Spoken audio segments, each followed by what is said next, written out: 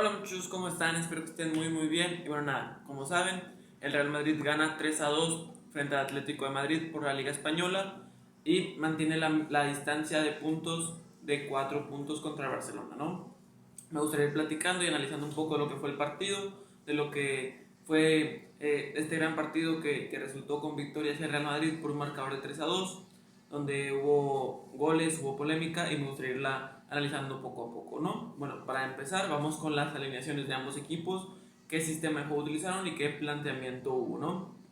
Bueno, el Real Madrid saltaba con Lunin en el arco para cubrir la lesión de Courtois que tuvo por una molestia física. Carvajal lateral derecho, que inicia de titular hoy, Rudiger y Hausen como parejas centrales y Fran García de lateral izquierdo, doble contención para Tchouaméni y para Thiago Pichar, Arda Güler y Valverde por fuera, y de referencias como delantera, Vinicius Junior y Brahim Díaz, ¿no? Este fue el 11 que sacó el Real Madrid, un 4-4-2 bastante marcado en la defensiva, y en la ofensiva se distribuía mucho por un 4-3-3 con Valverde apareciendo como centro delantero, como segunda punta, o Brahim a veces apareciendo también por esa zona, ¿no? Porque Vinicius tiraba un poco más por fuera. Después, el Atlético de Madrid salía con una línea de 5, con 4 jugadores de medio campo y con un delantero, ¿no? Un sistema bastante normal para lo que es el Atlético de Madrid del Cholo Simeone, y que por ocasiones iba rotando en un 4-4-2 o un 5-4-1, ¿no? Con Musso en la portería, con lateral izquierdo con Ruggeri, Janko de central izquierdo, Lenormand que empezaba a titular, Llorente y Juliano Simeone marcando una línea de 5, que a veces se formaba una línea de 4 porque Juliano saltaba como un extremo más, y adelante de ellos una línea de 4 mediocampistas con Coque y Cardoso siendo los contenciones del equipo, y por fuera Lukman de extremo derecho Griezmann que también aparecía por dentro, y Julián Álvarez de centro delantero, ¿no? Un sistema bastante defensivo que el día de hoy le tuvo bastante respeto al Real Madrid del Atlético, y que pese a quedarse con uno menos el Real Madrid no supo aprovechar la situación en el Atlético, ¿no? Me gustaría ir platicando un poco y bueno, ¿no? Empezaba el partido con un dominio del Real Madrid bastante marcado porque el Atlético de Madrid, como nos tiene acostumbrados, se defendió, su plan de juego era defender y ya era alguna contra, y el Real Madrid se atacó, tuvo oportunidades con Valverde, tuvo oportunidades ahí con Brahim y no pudo concretarlas, y el Atlético de Madrid tuvo una contra con Lukman al minuto 33, un gran centro de Ruggeri que Juliano Simeone le gana la partida a Hausen, da un taconcito donde deja a Lukman solo y solo tiene que recibir y definir porque Carvajal tampoco lo siguió, ¿no? Llegaba el primer gol para el Atlético de Madrid, el primer gol del partido, y que hasta ese momento era bastante inmerecido porque el Real Madrid ya había atacado y el Atlético de Madrid no había generado mucho peligro, pero ya lo ganaba 1-0 Atlético de Madrid.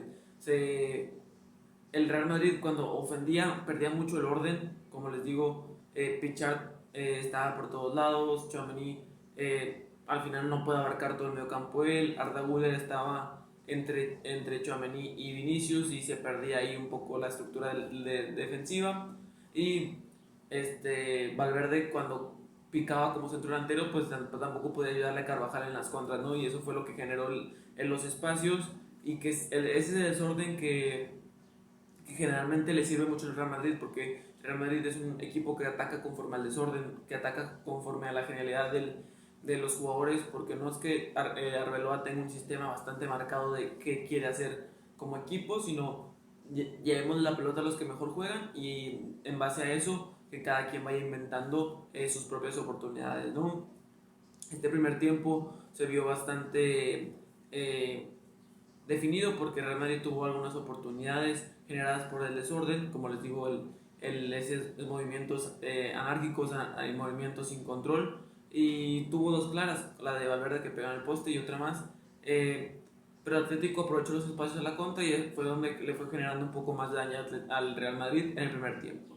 Pero empezaba el segundo tiempo con un Real Madrid ya más conectado en la presión porque no presionó bien en el primer tiempo al Atlético de Madrid, y el Real Madrid en este segundo tiempo ya empezó a presionar mejor, empezó a asociarse más, empezó a tener un poco más de orden en la mitad de la cancha, y a partir de ahí empezó a generar un poco más y encontraba el gol de Vinicius Junior por, por la vía de penal, ¿no? Un penal que a primera vista no parecía que era tan claro el penal, donde Brahim Díaz toma la pelota en el área. Qué jugador Brahim Díaz, ¿no? La verdad, tiene un control extraordinario para mover la pelota. Me recuerda un poco a los buenos momentos de Messi. Creo que es un jugador por sus características que tiene. El bajo del centro de gravedad, tiene baja estatura y mueve la pelota con la izquierda muy fácil. Creo que ahí Janko se desespera y se tira de barrida y al final lo contacta a Brahim mínimo, pero al final es penal y lo convierte muy bien Vinicius engañando a Musso, cruzado su penal para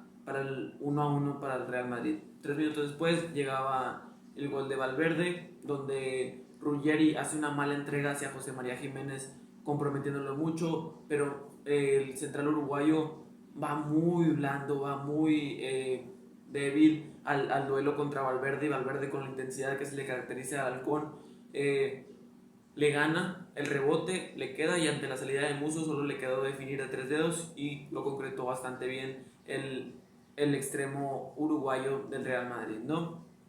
Llegaba el 2-1 para el Real Madrid por esa equivocación de los defensas del Atlético, donde el Real Madrid imponía sus condiciones, donde imponía cada vez más su forma de juego, el tener la pelota, el apretar al rival y forzar errores. El Atlético de Madrid empezó el segundo tiempo muy impreciso y el Real Madrid supo aprovechar los momentos del partido y supo sacarle ventaja a las equivocaciones del rival, ¿no? Después de eso salía Thiago Pichard y para meter a Mbappé, y salía también Carvajal para meter a Trent Alexander-Arnold, que gran partido de Trent, la verdad que hay que decirlo, participó en uno de los goles, estuvo bien defensivamente y ofensivamente le da mucho al Real Madrid. Alexander-Arnold es un tipo que si está concentrado y tiene muchos espacios, pues les da mucho porque tiene un buen juego con los pies y es bastante inteligente, ¿no? En el minuto 63 ocurrieron estos cambios.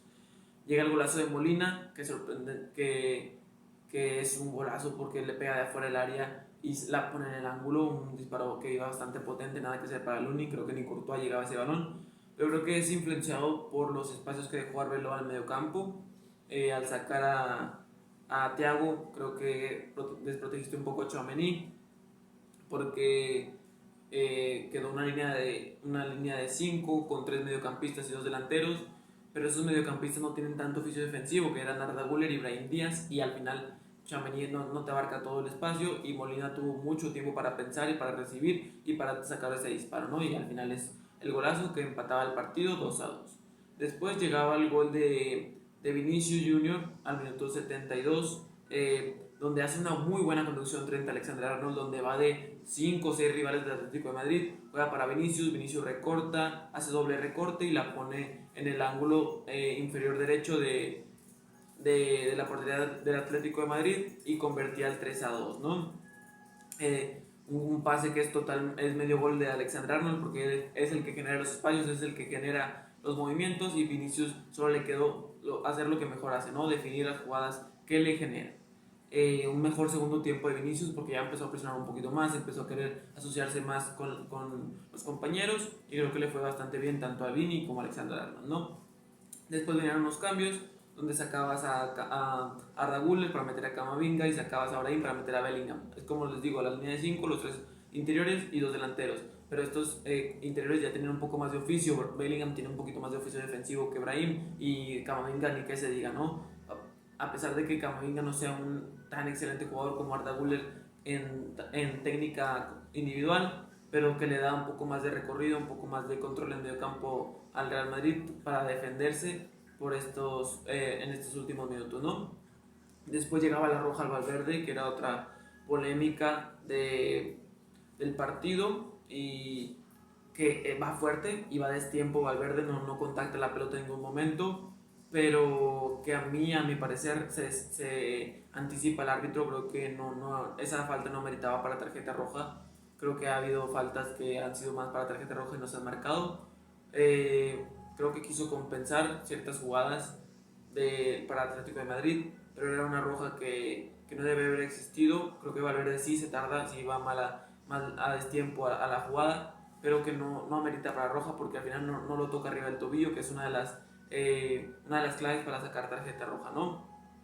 Creo que con una amarilla bastaba, por más fuerte que haya ido, creo que no era, no era para roja. Creo que el árbitro interpreta que, que no va a disputar el balón y que va a golpear al jugador. El árbitro tendría que conocer la historia que hay entre Valverde y Baena, supongo, para tomar ese criterio, pero creo que con una amarilla bastaba, ¿no? No sé qué opinen ustedes, me dejan aquí en los comentarios y los leo.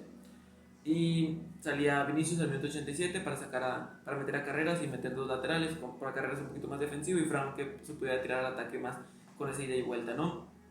Y bueno, se acababa el partido, el Atlético de Madrid no pudo aprovechar la tarjeta roja que le sacaron a Valverde y nada, creo que las más claras que tuvo fue la de Julián y la de Sorlot, que Sorlot no pudo concretar bien su remate de cabeza, y la de Julián que pega en el poste, ¿no?